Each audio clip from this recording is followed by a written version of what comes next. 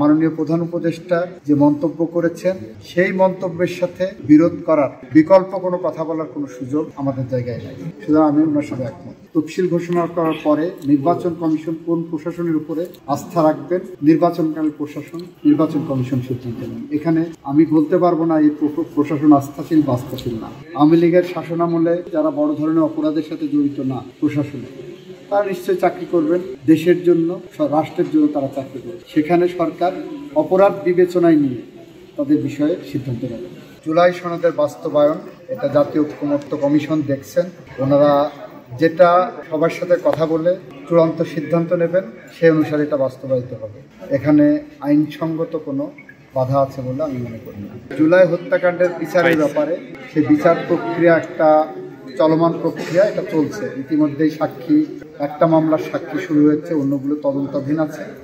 এটা আইনসঙ্গতভাবে আমরা এগিয়ে যাচ্ছি। আর মাননীয় প্রধান উপদেষ্টা যে মন্তব্য করেছেন সেই মন্তব্যের সাথে বিরোধ করার বা বিকল্প কোনো কথা বলার কোনো সুযোগ আমাদের জায়গায় নাই। কী কারণে নাই?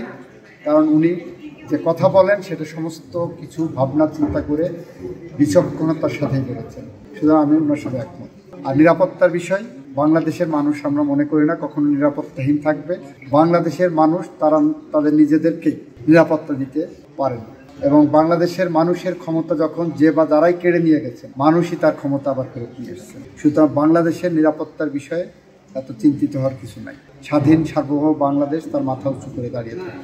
এখানে কেউই হুমকি ধামকি দিতে পারেন, বাইরের থেকে অনেক লোক কথা বলতে পারেন, কিন্তু বাংলাদেশের মানুষের চেতনার কাছে, মানুষের সাহসের কাছে, বুদ্ধির কাছে কোনো কিছুই বড় হয়ে বাধা হয়ে থাকে। তফসিল ঘোষণা করার পরে নির্বাচন কমিশন কোন প্রশাসনের উপরে আস্থা রাখবেন, নির্বাচনকালীন প্রশাসন নির্বাচন কমিশন সিদ্ধান্ত নেন। এখানে আমি বলতে পারবো না এই প্রশাসন আস্থাশীল বা আস্থাশীল না।